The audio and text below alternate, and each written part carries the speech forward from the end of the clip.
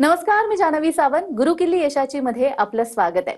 मंडळी, भारतातील प्रत्येक विद्यार्थ्याचं आणि विशेषतः त्यांच्या आई वडिलांचं एक मोठं स्वप्न असतं परदेशात जाऊन शिक्षण घेण्याचं, विशेषतः MBBS सारखं वैद्यकीय शिक्षण पूर्ण करण्याचं.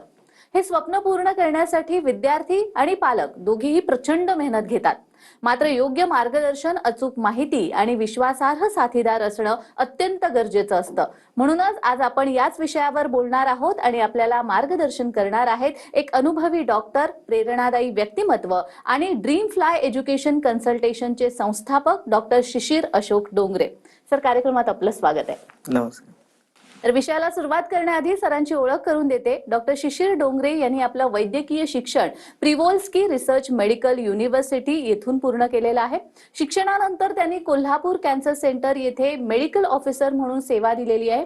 रशियामध्ये शिक्षण घेत असताना त्यांनी अनेक भारतीय विद्यार्थ्यांच्या अडचणी जवळून अनुभवल्या आणि याच अनुभवातून 2020 साली त्यांनी ड्रीम फ्लाय एज्युकेशन कन्सल्टेशन या संस्थेची स्थापना केली.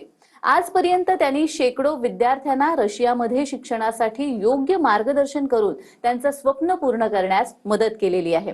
तर चला, आजच्या या संवादातून रशियामधील वैद्यकीय शिक्षण, जीवनशैली आणि करिअरच्या संधीबद्दल सखोल माहिती जाणून घेऊयात. सर, रशियामध्ये जे MBBS शिक्षण मिळतं त्याबद्दल मला थोडक्यात माहिती द्या आणि विद्यार्थी हाच पर्याय का निवडतात? रशिया हा ऑप्शन MBBS साठी जेव्हा निवडतो तर मोस्टली मुलांच्या दोन गोष्टी असतात. एक तर इंडियामध्ये एज्युकेशन जे आहे ते खूप एक्सपेन्सिव्ह आहे आणि दुसरं आपण दरवर्षाची जे आकडेवारी बघतो तर वर्षानुवर्षे जे नीटची एक्झाम देणारे मुलं जे आहेत ते वाढत चाललेत. इंडियामध्ये नंबर ऑफ सीट्स जे आहेत त्या खूप कमी आहेत. त्याच्यामुळे कसं आहे की जो खूप ब्राईट स्टुडंट आहे त्यालाच फक्त सीट जे आहेत ते अवेलेबल होऊ शकतात. त्यामुळे जे ॲव्हरेज स्टुडंट्स असतात त्यांच्यासाठी दुसरा कुठला मार्ग हा उरत नाही. पण प्रत्येकाचं स्वप्न असते की त्याला डॉक्टर व्हायचं आहे, तर अशा काही विद्यार्थ्यांना बाहेरचा ऑप्शन निवडण्याशिवाय दुसरा काही ऑप्शन नसतो. त्यामुळे रशिया हा त्यांच्यासाठी हा अतिशय उत्तम ऑप्शन त्यांना वाटतो, त्यामुळे ते निवडतात. अगदीच. पण MBBS चा कालावधी किती असतो, अभ्यासक्रम काय असतो आणि मुळात क्लिनिकल एक्सपोजर असतं का? येस. तर आपण ज्या युनिव्हर्सिटीमध्ये ॲडमिशन करतो, बेसिकली कसं आहे की ॲब्रॉडला भरपूर सगळ्या युनिव्हर्सिटीज आहे, पण त्यामधल्या आपण सगळ्या युनिव्हर्सिटीजला ॲडमिशन करत नाही. काही मोजक्याच युनिव्हर्सिटीला ॲडमिशन करतो जिथे क्वालिटी ऑफ एज्युकेशन आहे. ठीक आहे. तर रशियामध्ये कसं आहे ना, तर त्यांना प्रॅक्टिकल नॉलेज किंवा क्लिनिकल एक्सपोजर किंवा थेरॉटिकल नॉलेज हे खूप चांगल्या पद्धतीने जे आहे ते प्रोव्हाइड केले जाते. रशिया आधीपासून जे आहे ते सायन्स अँड टेक्नॉलॉजीमध्ये खूप चांगल्या पद्धतीने कामगिरी करत आलेली आहे. आपण बघितलेलं आहे की जेव्हा कोविड आलं किंवा दुसरे कुठले आजार आले त्यावेळेला Russia was one of the country जे पुढे होतं संशोधनासाठी. त्याच्यामुळे रशिया हा मेडिकल एज्युकेशनसाठी खूप चांगला ऑप्शन जो आहे तो मुलांना मिळतो. अगदीच. पण डॉक्टर, जेव्हा बाहेरच्या देशामध्ये जाऊन शिक्षण घ्यायचं असतं तेव्हा बरेच प्रश्न असतात पालकांच्या आणि विद्यार्थ्यांच्याही मनात. मुळात रशियामधील ज्या मेडिकल युनिव्हर्सिटी आहेत त्या WHO आणि NMC मान्यता प्राप्त आहेत का? येस. तर रशियामध्ये असलेल्या ज्या युनिव्हर्सिटीज आहे तर रशियामध्ये MBBSचा कालावधी हा 6 इयर्सचा असतो, म्हणजे तुमचे 72 मंथ्स. तर NMCच्या गाईडलाईन प्रमाणे मिनिमम क्रायटेरिया जो आहे तो 60 मंथ्सचा आहे. त्याच्यामुळे रशियामधले असलेल्या सगळ्या युनिव्हर्सिटीज ज्या आहे त्या तुमच्या NMC मान्यताप्राप्त ग्राह्य धरल्या जातात आणि सगळ्या युनिव्हर्सिटीजचे जे नावं आहेत ते तुम्हाला NMCच्या गाईडलाईनमध्ये किंवा NMCच्या वेबसाईटवरती तुम्हाला बघायला मिळू शकतात. जेणेकरून जेव्हा तुम्ही ॲडमिशन घेताय तर तुम्ही एक खात्री करू शकता की माझी युनिव्हर्सिटी NMC मान्यताप्राप्त आहे की नाही. तसंच WHOच्या काही वेबसाईट्स आहेत. त्याच्या व्यतिरिक्त तुम्हाला काही USMLE, PLAB, GMCच्या वेबसाईटवरती किंवा अन्य काही वेबसाईटवरती त्यांचं इंटरनॅशनल एक्सपोजर कसं आहे किंवा त्यांची मान्यता कशी आहे याच्याबद्दलची तुम्ही खात्री जी आहे ती करून घेऊ शकता. सर, बघतो आपण की बऱ्याच विद्यार्थ्यांना बाहेर जाऊन शिक्षण घ्यायचं असतं. MBBS सारखं शिक्षण हे बाहेरच्या देशात घेणं ते प्रेफर करतात. पण त्यासाठी एलिजिबिलिटी क्रायटेरिया काय असतो MBBS करण्यासाठी आणि मुळात ऍडमिशन प्रोसेस कशी असते याविषयी त्यांना माहिती नसते. तर त्याविषयी काय सांगाल? येस. तर एलिजिबिलिटी क्रायटेरिया जर आपण बघितलं तर एज क्रायटेरिया हा पहिला असतो. 17 इयर्सपासून तर 25 इयर्सपर्यंत स्टुडंटचं एज असलं पाहिजे. त्याच्यानंतर जे आहे ते स्टुडंटला PCB ग्रुप म्हणजे फिजिक्स, केमिस्ट्री आणि बायोलॉजी हे ग्रुप असणं आवश्यक आहे 12th स्टँडर्डमध्ये. भलेही तो सीबीएसईचा असो किंवा दुसऱ्या कुठला बोर्डचा असो, त्याला पीसीबी ग्रुप असणं जे आहे ते आवश्यक आहे. आता लोकांना कन्फ्युजन असतं की फक्त पीसीबीच हवा की पीसीएमबी पण चालतो. पीसीएमबी ग्रुप पण चालतो, ठीक आहे. त्याच्या व्यतिरिक्त काय आहे, तर रशियासाठी तुम्हाला 50% एलिजिबिलिटी जे आहे पीसीबी ग्रुपला हे आवश्यक आहे. 50% इन 12th स्टँडर्ड नाही, तुम्हाला 48%, 49% असे पण असले तुम्हाला 12th स्टँडर्डमध्ये ओव्हरऑल, पण तुम्हाला पीसीबी ग्रुपमध्ये 50% अँड अबोव्ह असेल तर you are eligible to take admission, ठीक आहे. त्याच्या व्यतिरिक्त काही नीटचे क्रायटेरिया असतात, एलिजिबिलिटी क्रायटेरिया, ते एव्हरी इयर चेंज होत राहतात. प्रत्येक वर्षी जो आहे तो नीटचा एलिजिबिलिटी क्रायटेरिया वेगवेगळा असतो. त्याप्रमाणे आम्ही स्टुडंट्सला त्याच्याबद्दलचं सगळं गायडन्स जे आहे ते प्रोव्हाइड करतो. तर तुम्हाला ॲडमिशन प्रोसेस जी आहे ते तुमचा नीटचा रिझल्ट लागल्यानंतर किंवा 12वीचा रिझल्ट लागल्यानंतर खूप मुलांना डाऊट्स असतात की नीटमध्ये माझे मार्क्स किती येणार किंवा एलिजिबिलिटी क्रायटेरिया काय असणार. तर अशा स्टुडंट्सला आपण ॲडमिशन प्रोसेससाठी इनिशियल प्रोसेस जी आहे ती बिगिन करू शकतो आणि रिझल्ट नंतर जी आहे ती फायनल प्रोसेस बिगिन होते. सर, ज्यावेळी आपण बाहेरच्या देशात शिक्षण घेतो त्यावेळी तिकडची जी भाषा असते, आता फॉर एक्झाम्पल आपण रशियाबद्दल बोलतोय म्हणून, तर रशियन भाषा शिकावी लागते का की इंग्रजीमध्ये शिक्षण उपलब्ध आहे? तर रशियामध्ये जेव्हा तुम्ही जाताय, आता युरोपमध्ये तुम्ही कुठेही जावा किंवा रशियामध्ये जावा किंवा रशियाच्या आजूबाजूला जे देश आहे तिथे जावा, तर कुठल्याही देशामध्ये तुम्ही गेलात तर तुम्हाला लोकल लँग्वेज जी आहे ती कंपल्सरी यायलाच पाहिजे. ती तुम्हाला एज्युकेशनसाठी नाही तर पण तुमच्या डेली लाईफसाठी जे आहे ते आवश्यक आहे. तर रशियामध्ये जेव्हा तुम्ही एज्युकेशनसाठी जाता तर तुमचं टोटल एज्युकेशन जे आहे ते इंग्लिशमध्येच असणार. त्याच्यामध्ये कुठलाही सब्जेक्ट जो आहे तो तुमचा रशियनमध्ये शिकवला जाणार नाही. पण तुम्हाला डेली लाईफसाठी ज्या आवश्यक गोष्टी आहे, डे टू डे लाईफला तुम्हाला आवश्यक ज्या असणाऱ्या गोष्टी, त्याच्यानंतर तुम्हाला पेशंट कन्व्हर्सेशन जे आहे त्यासाठी लागणाऱ्या गोष्टी ज्या आहेत, त्याच्यासाठी तुम्हाला रशियन येणे जे आहे आवश्यक आहे. आता आपण साधारण एक्झाम्पल जर घेतलं तर इंडियामध्येच आपण वेगळ्या स्टेटला जातो, तर ज्या वेळेला तुमचं ॲडमिशन, समजा तुम्ही महाराष्ट्रीयन असाल आणि तुमचं ॲडमिशन जर तमिळनाडूमध्ये झालं, तर तिथल्या पेशंटशी तुम्ही मराठीमध्ये कन्व्हर्सेशन नाही करू शकत, तुम्हाला तमिळ यायलाच पाहिजे. तर त्याप्रमाणेच जेव्हा आपण रशियामध्ये जाणार तर तिथल्या पेशंटला पण लोकल लँग्वेजमध्ये कन्व्हर्सेशन करणं हे सोयीस्कर असते. त्याच्यामुळे कसं आहे की तुम्हाला त्यांची लोकल लँग्वेज जर येत असेल तर it is better for your conversation with the patient. त्याच्यामुळे तुम्हाला लोकल लँग्वेज शिकणं हे आवश्यक आहे, पण कंपल्शन तुम्हाला एज्युकेशनमध्ये नाही आहे त्याचं. अगदीच. पण ह्या सगळ्या गोष्टी आपल्याला तेव्हाच माहीत पडतात ज्यावेळी आपल्याकडे एक योग्य मार्गदर्शक असतो, योग्य कन्सल्टंट असतो. तर योग्य कन्सल्टंट निवडताना कोणती काळजी घेतली पाहिजे? तर बघा, आता सध्याच्या सिच्युएशनमध्ये जर तुम्ही बघितलं तर 2026 मध्ये तुम्ही ॲडमिशन घेत असाल किंवा इथून पुढे, तर सध्याची परिस्थिती अशी झालेली आहे की तुम्हाला जाल त्या गावामध्ये तुम्हाला एज्युकेशन कन्सल्टेशन्स जे आहेत ते बघायला मिळतात.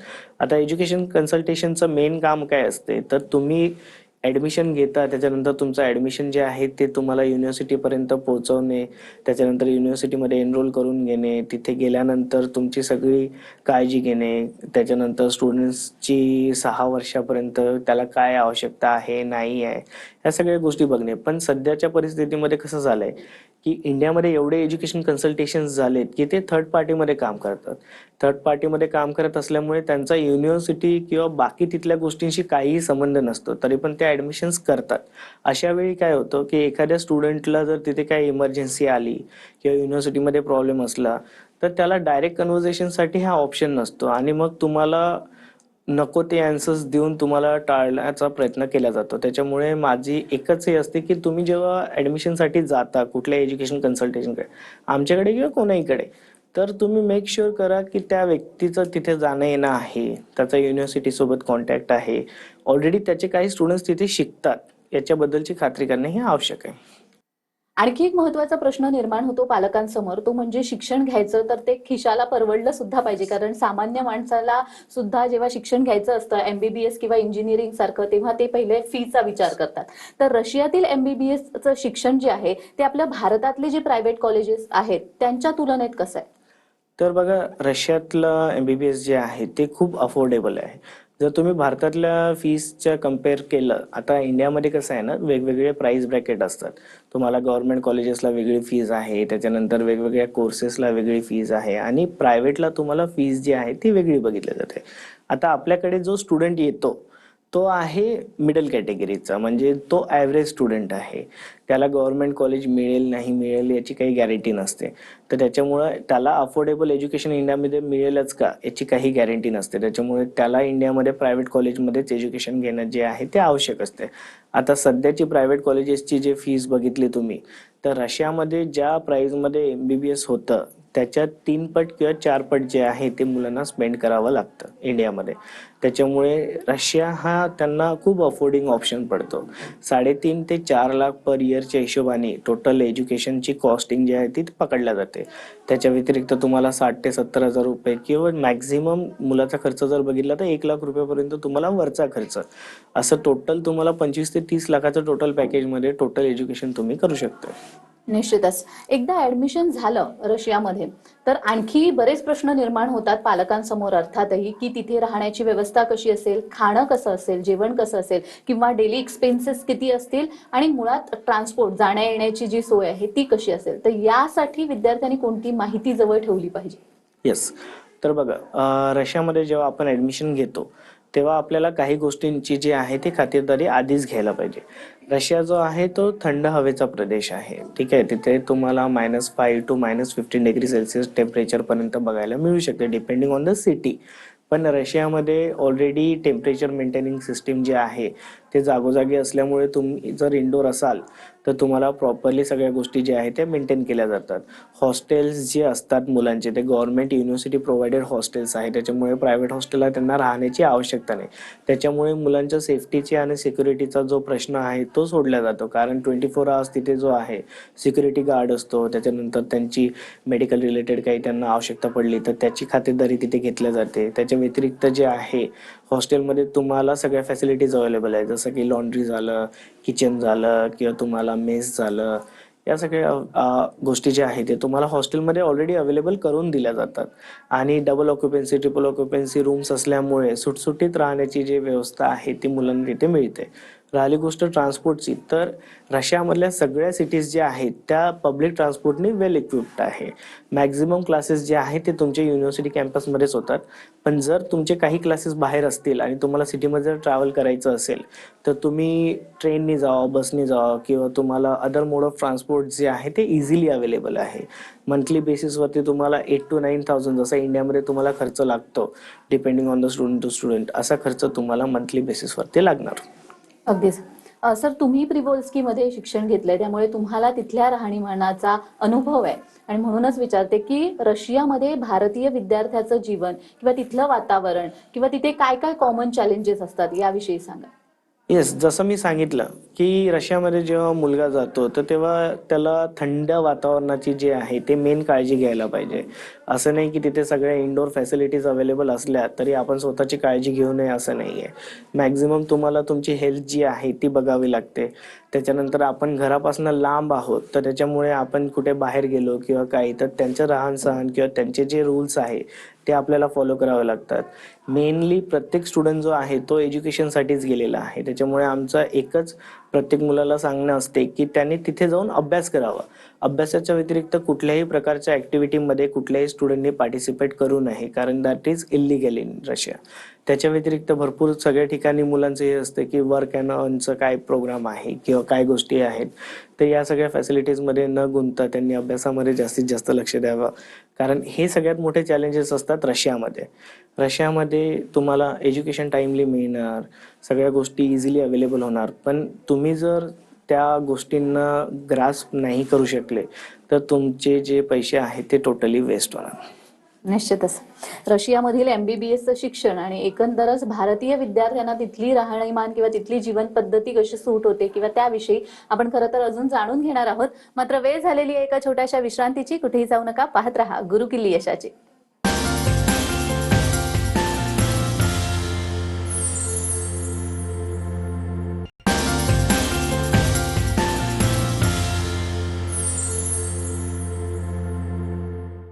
विश्रांतीनंतर सर्वांचं पुन्हा एकदा स्वागत आहे. आज आपण रशियामधील MBBSचं शिक्षण कसं असतं हे जाणून घेतो आहोत, आणि आपल्याला मार्गदर्शन करताय डॉक्टर शिशिर डोंगरे. डॉक्टर, आपण बघतोय की रशियामधील भारतीय विद्यार्थ्यांसाठी तिथलं शिक्षण कसं असतं MBBSचं मुळात, पण सेफ्टी आणि सिक्युरिटी हा सुद्धा एक महत्त्वाचा भाग आहे, तर त्याविषयी काय सांगा? तर सेफ्टी रिलेटेड प्रश्न जर आपण बघितला तर जसं मी तुम्हाला याच्या आधी पण सांगितलंय की युनिव्हर्सिटी जे आहे ते कुठल्याही स्टुडंटला बाहेर राहण्याची परमिशन देत नाही. ठीक आहे. जेव्हा स्टुडंट इंडियामधनं जातो त्याला युनिव्हर्सिटी प्रोव्हायडेड हॉस्टेल जे आहे ते आमच्या कन्सल्टेशनकडनं आणि युनिव्हर्सिटीकडनं प्रोव्हाइड केलं जाते. त्या युनिव्हर्सिटी हॉस्टेल्सला तुम्हाला 24 आवर्स CCTV सर्वेलन्स, त्याच्या व्यतिरिक्त तुम्हाला 24 आवर्स गार्ड आहे. त्याच्या व्यतिरिक्त एक युनिव्हर्सिटी कार्ड असते, ज्या युनिव्हर्सिटी कार्डच्या शिवाय तुम्हाला कुठल्याही ठिकाणी एंट्री जे आहे ते दिल्या जात नाही. तर बाहेरचा कुठलाही अननोन व्यक्ती जो आहे तो युनिव्हर्सिटी कॅम्पसमध्ये किंवा युनिव्हर्सिटीच्या कुठल्याही बिल्डिंगमध्ये एंटर करू शकत नाही. त्याच्याबद्दलची खात्री जी आहे ते युनिव्हर्सिटीजने आधीही घेतलेली आहे. ठीक आहे. त्याच्या व्यतिरिक्त जे आहे तर रशियामध्ये असलेली इंडियन एम्बेसी जी आहे ती खूप ॲक्टिव्ह आहे. त्याच्यामुळे कसं आहे की मुलांचं रेग्युलरली सगळ्या गोष्टींचं अपडेट घेणे, त्याच्यानंतर मुलांना तिथे सेफ्टी रिलेटेड सगळ्या गाईडलाईन्स प्रोव्हाइड करणे, ही युनिव्हर्सिटी आणि एम्बेसी जे आहे ते मिळून सगळ्या गोष्टी ज्या आहेत ते मुलांसाठी करते. सेफ्टी रिलेटेड जो प्रश्न राहिली गोष्ट त्यांच्या हेल्थ वाईज, तर मुलांचा तिथे जो आहे तो इन्शुरन्स वगैरे या सगळ्या गोष्टी ज्या आहेत त्या आपण आधीच काढून घेतो. त्याच्याकरून स्टुडंट तिथे असताना त्याला कुठल्याही प्रकारची मेडिकल फॅसिलिटीजची जरी आवश्यकता पडली तर त्याच्यावरती पैशाचा खूप मोठा बोजा जो आहे तो पडू नये आणि त्याला अफोर्डेबल वेमध्ये जे आहे ते सगळ्या गोष्टी इझिली अवेलेबल होणार. त्या हिशोबाने आपण सगळ्या गोष्टी करून घेतो. म्हणून हेल्थ इन्शुरन्स असल्यामुळे त्यांना तिथे हेल्थ रिलेटेड ही काही प्रॉब्लेममध्ये त्यांना अडचण येत नाही. अगदीच. सेफ्टी आणि सिक्युरिटी बद्दल तुम्ही सांगितलं, पण precaution is better than cure असं म्हणतात. तर तिथे गेल्यावरती विद्यार्थ्यांनी काय काय बेसिक प्रिकॉशन घेतले पाहिजेत? तिथे गेल्यानंतर जसं आपण डिस्कशन केलंय की तिथे एकदा स्टुडंट गेला की त्याने कुठल्याही इलिगल ॲक्टिव्हिटीमध्ये पडू नये. युनिव्हर्सिटीच्या बाहेर आपल्यासाठी जो देश आहे तो नवीन देश आहे, आपला स्वतःचा देश नाही आहे. तर त्याच्यामुळे बाहेर जाऊन कुठल्याही प्रकारच्या अब्युझिव्ह ॲक्टिव्हिटीजमध्ये जे आहे लोकलसोबत त्यांनी पडू नये. त्याच्या व्यतिरिक्त जे आहे हॉस्टेलमध्ये राहत असताना कुठल्याही प्रकारच्या हॉस्टेलचे रूल्सच्या व्यतिरिक्त त्यांनी वागू नये. सोबतच युनिव्हर्सिटीमध्ये जे रूल्स असतात त्यांनी प्रॉपरली फॉलो केलं, त्याच्यानंतर टाईमली त्याचा अभ्यास कंप्लीट केला तर त्याला कुठल्याही प्रकारचा प्रॉब्लेम जो आहे तो युनिव्हर्सिटीच्या साईडनी किंवा त्याला पर्सनल प्रॉब्लेम बाहेरच्या साईडनी जे आहे ते त्याला फेस करावे लागणार नाही. मॅक्झिमम मुलांनी ट्राय करावं की जसं मी सांगितलं की तिथे आपण एज्युकेशनसाठी गेलो तर एज्युकेशन हा आपला मेन मोटो आहे. 6 वर्षाचा कोर्स आहे, त्याच्यामध्ये आपल्याला खूप चांगल्या पद्धतीने जे आहे ते एज्युकेशन घ्यायचं आहे. आणि रशियामध्ये जे स्टुडंट्स चांगला अभ्यास करतात त्यांना खूप चांगल्या पद्धतीने जे आहे ते रिवॉर्ड दिला जाते. तर त्याच्यामुळे त्याला मल्टिपल गोष्टीमध्ये जसं तुम्हाला ऑलिम्पियाड्स वगैरे झालं या सगळ्या गोष्टींमध्ये त्यांनी आवर्जून पार्टिसिपेट करावे. काही इव्हेंट्स असतात त्याच्यामध्ये करावे. कल्चरल तुमच्या ॲक्टिव्हिटीज ज्या आहेत त्या तिथल्या लोकलसोबत शेअर कराव्या. पण अदर ॲक्टिव्हिटीजमध्ये त्यांनी पडू नये एवढीच आमची इच्छा. अगदीच. तिथलं राहणीमान खूप सुंदर आहे. तिथे शिक्षण सुद्धा खूप स्वस्तात कम्पेअर टू भारतातली जी प्रायव्हेट कॉलेजेस आहेत. पण महत्वाची गोष्ट आणि जी भीतीदायक आहे खरं तर, आता आपण बघतोय वातावरण की युद्धजन्य परिस्थिती आहे किंवा पॉलिटिकल टेन्शन्स असतात. मग अशा वेळी विद्यार्थ्यांची सुरक्षा कशी सुनिश्चित केली जाते? तर वॉर जे आहे रशिया युक्रेन वॉरचं जर आपण बघितलं तर गेल्या 5 वर्षापासून जे आहे ते वॉर चालू आहे. कुठल्याही प्रकारचा स्टुडंट रिलेटेड प्रॉब्लेम जो आहे तो आतापर्यंत आलेला नाही आहे. कारण रशियामध्ये असलेली इंडियन एम्बेसी जी आहे ते प्रॉपरली ॲक्टिव्ह असते आणि सगळ्या गोष्टींची खातिरदारी जी आहे ते गाईडलाईनसोबत मुलांना दिल्या जाते. युनिव्हर्सिटी जी आहे ती अशा सगळ्या परिस्थितीसाठी ऑलरेडी एम्बेसीसोबत कनेक्टेड असल्यामुळे ते त्यांना ऑलरेडी सगळ्या गाईडलाईन्सबद्दलची माहिती जी आहे ती आहे. त्याच्यामुळे कसं आहे की इन केस जर काही प्रॉब्लेम जरी आले तर university is able to provide any kind of assistance to the student. जसं काही देशांमध्ये आपण याच्या आधी बघितलंय की मुलांना असंच सोडून देण्यात आलं होतं, तशा प्रकारचा कुठलाही प्रकार हा रशियामध्ये घडणार नाही. त्याच्या व्यतिरिक्त आमची एज्युकेशन कन्सल्टेशन जी आहे ती 24 आवर्स ॲक्टिव्ह असते in between conversation from the university, students आणि पॅरेंट्स. त्याच्यामुळे टाईमली अपडेट जो आहे तो पॅरेंट्सला आमच्या साईडनी पण मिळत असतो. एकदा शिक्षण पूर्ण झालं की त्यानंतर प्रॅक्टिसचा भाग असतो किंवा मग FMG सारखी एक्झामिनेशन्स असतात किंवा PG वगैरे. तर या संदर्भात काय सांगाल? तर बघा रशियामधून MBBS करणे याच्याबद्दलचा खूप मोठ्या काही कन्फ्युजन जे असतात मुलांना ते काही कन्फ्युजन म्हणजे असं की जर आम्ही रशियामधनं MBBS केलं तर आम्हाला इंडियामध्ये प्रॅक्टिस करायला मिळणार का? त्याच्यानंतर इंडियामध्ये जर आम्ही प्रॅक्टिस करायला मिळालं पण तर आम्हाला गव्हर्नमेंट जॉब वगैरे मिळणार का? त्याच्या व्यतिरिक्त आम्हाला इंडियामध्ये आल्यानंतर कुठली एक्झाम द्यायची आहे? त्याच्या व्यतिरिक्त आम्हाला PG करता येणार का? तर तुम्ही सगळ्या गोष्टी ज्या आहेत त्या इझिली करू शकता. तुम्ही रशियामधनं MBBS जेव्हा करता त्याच्यानंतर जेव्हा तुम्ही इंडियामध्ये येणार त्यावेळेला तुम्हाला फॉरेन मेडिकल ग्रॅज्युएट एक्झामिनेशन ही एक्झाम जी आहे ती द्यावी लागते. नॅशनल एक्झिट टेस्ट ही पण एक्झाम जी आहे ती काही वर्षामध्ये चालू होणार आहे, पण त्याच्याबद्दलची संपूर्ण माहिती जी आहे ती अजून अद्यापही आलेली नाही आहे. त्याच्यामुळे त्याबद्दल आपण ज्या वेळेला प्रॉपर गाईडलाईन्स येणार त्याच्यानंतर तुम्हाला सगळी माहिती जी आहे ती देऊ शकतो. सध्याच्या परिस्थितीमध्ये फॉरेन मेडिकल ग्रॅज्युएट एक्झामिनेशन जी आहे ही सगळ्या बाहेरून येणाऱ्या स्टुडंट्सला द्यावी लागते.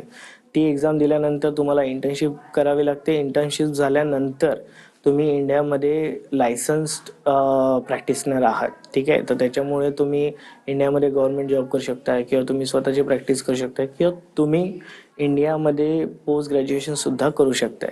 याच्या व्यतिरिक्त एखाद्या स्टुडंटला जर इंडियामध्ये पोस्ट ग्रॅज्युएशन करायचं नसेल तर तो बाहेरच्या एक्झाम देऊन तिथे सुद्धा सेटल होऊ शकतो. म्हणजे रशियामध्ये शिक्षण हे आपल्यासारख्या विद्यार्थ्यांना, सामान्य विद्यार्थ्यांना सुद्धा परवडणारं आहे, पैशाच्या दृष्टीनेही, राहणीमानाच्या दृष्टीनेही. तुम्ही इथे आलात आणि खूप छान मार्गदर्शन केलं, त्यासाठी खूप खूप धन्यवाद. धन्यवाद.